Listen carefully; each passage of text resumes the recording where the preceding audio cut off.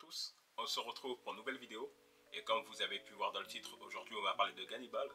Et à la base, je voulais sortir cette vidéo en été 2023. Et j'ai décidé de repousser pour Halloween. Parce que je me suis dit que ce serait une bonne idée de la sortir parce que c'est Halloween. Et à ce moment-là, j'ai vu que pas mal de gens sortaient déjà des vidéos sur Gannibal. Donc je me suis dit, autant la repousser et la sortir quand j'en aurai envie. Et entre temps, j'ai acheté du nouveau matos, un nouveau micro, une nouvelle caméra. Et là, c'est le bon moment pour reprendre les vidéos. J'ai aussi trouvé une certaine organisation entre le contenu que je poste avec la commanderie et pour moi-même. Donc là, il y a quelques petits projets de vidéos qui sont déjà en cours. Donc j'espère que ça sera déjà posté de manière régulière. Et surtout que ça vous plaira. Les précédentes vidéos m'ont permis de savoir ce que je voulais un peu plus poster sur YouTube. Que ce soit des vidéos achat manga, des bilans lecture, que ce soit aussi des vidéos focus sur un titre. Et pas forcément que manga. Déjà, si vous voulez voir d'autres choses que du manga, n'hésitez pas à le dire.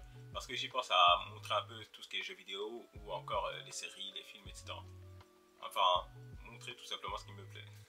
Bon, revenons sur Gannibal. Pour ceux qui ne connaissent pas cette chaîne, il faut savoir que je spoil pas. Ou alors je fais une section en spoil et je vais prévenir à l'avance. Donc que vous ayez lu ou non, pas de souci, on va en parler. Bon, maintenant on va commencer à parler de Gannibal, de Masaki Ninomiya. De quoi parle Gannibal? On suit l'agent de police Daigo Agawa, qui vient tout juste d'être affecté au village de Kuge. C'est un petit village de montagne au fin fond de la campagne. Et il y va pour remplacer un policier disparu. La communauté l'accueille chaleureusement, lui et sa famille, et ça le rassure quant à l'environnement bienveillant qu'il cherchait. Mais la mort du vieil villageoise va soudainement créer des doutes quant à la normalité de ce village. Déjà que cet événement tragique et étrange n'est ni le premier ni le dernier, Daigo va du coup se rappeler la phrase que l'ancien policier répétait souvent: les habitants de ce village sont cannibales. Cette phrase-là qui résonne dans sa tête, plus la mort étrange de cette vieille femme, va lui permettre de se questionner quant à la normalité de ce village. Il va se demander qui sont réellement les gens de Kuge, qu'est-ce qui s'est réellement passé. Daigo va suspecter des cas de cannibalisme, et tout ça, ça va lui rappeler son passé.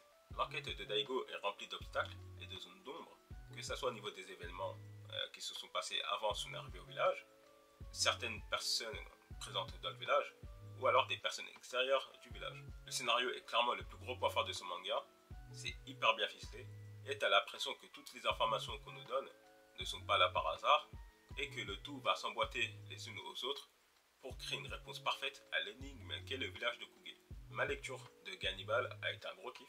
Plus j'avançais dans l'histoire, plus j'avais envie d'enchaîner les tomes. Ça faisait un bon moment que j'ai gardé les tomes à la maison.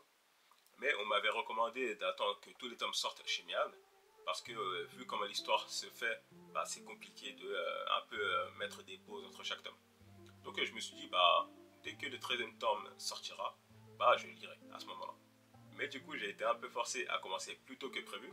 Parce que Mian a annoncé la venue de l'auteur à la Japan Expo 2023. Déjà pour la sortie du dernier tome. Et il y avait un collector qui est sorti à ce moment-là. Et c'était super cool, l'auteur était super sympathique. À la base, j'avais prévu de lire le manga peut-être 1 ou 2 mois après. Mais au final, j'ai commencé plus tôt que prévu. Et à ce moment-là, j'avais pas fini le manga quand l'auteur est arrivé. J'étais déjà à fond dans l'histoire et je kiffais trop, c'était trop bien. Dès les premières pages, tu rentres un petit peu dans l'ambiance. Où Daigo, il est un peu posé, il parle avec les habitants le saluent aussi. Franchement, c'est cool. Et on avance un petit peu de l'histoire. Là, on commence à voir la dinguerie qu'il y a du coup cette vieille villageoise qui s'est fait tuer. À ce moment-là, on dit qu'elle est tuée par un ours, mais bon, Daigo il va avoir des doutes en examinant le corps. Au premier abord, tu as logiquement une certaine image de ce lieu, où tu vois certains personnages et tu te dis que lui, il a l'air plutôt cool, alors que non. Et d'autres qui a l'air plutôt effrayant.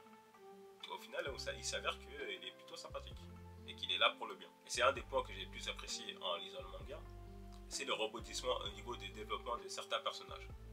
Par exemple, Keisuke Goto, je le voyais comme quelqu'un de plutôt dérangé, qui a zéro compassion et tout.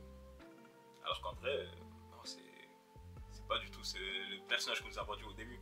Et c'est un peu pareil avec Daigo Agawa, le policier, où j'avais l'impression que c'était quelqu'un de plutôt posé, tranquille et de très réfléchi.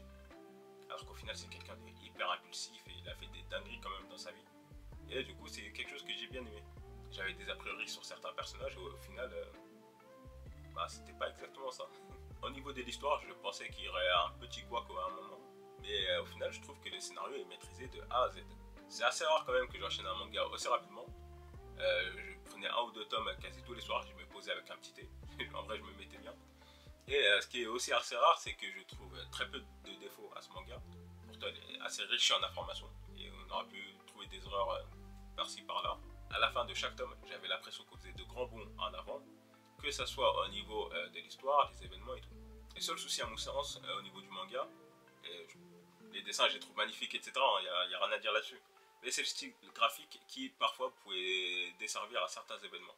Il y avait des scènes plutôt gore avec des membres qui volaient un peu partout, des organes, du sang, et pas mal de choses. Et des fois j'avais l'impression de devoir déchiffrer certaines pages. Après ça reste quand même magnifique, ça passe bien au niveau du manga. Mais je pense que j'aurais mieux profité du manga en un format un peu plus grand. Genre un peu à la Baki, Karakuri Circus et tout. Pour ceux que ça peut intéresser, le manga a été adapté en drama et c'est disponible sur Disney+. Moi j'en suis encore au début, je suis à l'épisode 2 je crois, 2 ou 3 je sais plus exactement. Je sais que la saison 1 fait à peu près 8 ou 9 épisodes et ça adapte pas tout le manga bien sûr. Il y a une saison 2 qui a été annoncée en septembre 2023 si je me souviens bien. Je sais pas où la saison 1 s'arrête, et de toute façon je vous le dirai pas, j'ai pas envie de vous spoil.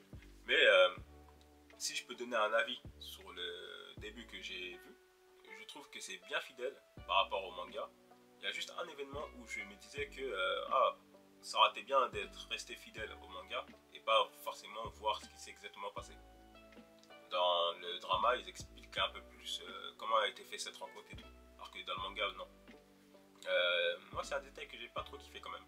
Mais sinon, le reste, c'est super fidèle, les acteurs ils jouent bien, c'est un beau casting. Daigo Agawa est incarné par un acteur qui a une certaine prestance. Lui, du coup, l'acteur de Daigo Agawa a une certaine prestance, mais je le trouve pas assez foufou comparé au protagoniste dans le manga. Pour Keisuke Goto, là, je le trouve un petit peu plus posé. Dernier message pour ceux qui n'ont pas encore lu le manga, avant de passer à la partie spoil. Globalement, je trouve que le manga, il vaut le coup d'être lu. Si vous aimez les thrillers, vous aimez le gore, et si vous aimez les histoires courtes. Et même pour les nouveaux lecteurs de manga, franchement, je trouve que Gannibal, ça passerait très bien pour une première lecture. Pas forcément une première lecture, mais pour voir un peu plus ce qui se fait au niveau des thrillers pardon, les gore, etc. Ah oui, aussi, prenez le temps de lire ce que dit le traducteur à la fin du tome 13. Perso, je trouve ça plutôt intéressant et je suis assez d'accord avec lui. C'est que Gannibal, ça se relie très bien. C'est le genre de thriller où on peut s'amuser à repérer les différents indices au fil de l'histoire, où on aurait pu comprendre certaines choses en avance. Et c'est un peu le cas de 20th Century Boys par exemple. Du coup, comme je vous disais avant, ce que je vais dire, c'est pas forcément un gros spoil, mais si vous n'êtes pas à jour sur le manga, je vous conseille de passer au timecode suivant. Je répète, timecode suivant. Si vous vous faites spoiler, c'est pas de ma faute. Du coup, concernant la fin ouverte qu'on a de Gannibal, moi j'ai bien aimé, même si je vois qu'il y a certaines personnes qui peuvent critiquer ça. Moi je suis très friand de ça, parce que moi ce que j'aime c'est que ça laisse libre à l'imagination. Et dans le cas de Gannibal, où on voit qu'il reste encore des cannibales dans le village, bah, on peut s'imaginer qu'il y aura une suite, un spin-off, etc. Moi c'est ce que j'ai envie de m'imaginer. Gannibal c'est très bien en 13 tomes, mais je verrais très bien l'auteur faire un petit spin-off, faire une petite suite. Moi ça je kifferais, j'aimerais trop. Et autre chose concernant les personnages, pour la fin du manga, Daigo Agawa, oui, il n'y a pas de débat, il est trop fort. J'avais l'impression de suivre un militaire alors qu'en fait c'est un policier. Peut-être qu'il est un peu trop, justement, je dirais cheaté, je sais pas si ça se dit. Et pour Keisuke Goto, bah, je retiendrai que c'est un des personnages où j'ai eu le plus d'a priori en le découvrant. Et au final, bah, à la fin de l'œuvre, j'étais en mode mais il est incroyable.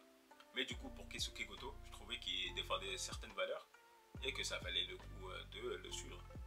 Il faisait un très bon chef. Et tout ce qu'il a pu faire pour défendre son petit frère, sa mère, etc., bah, c'est hyper respectable.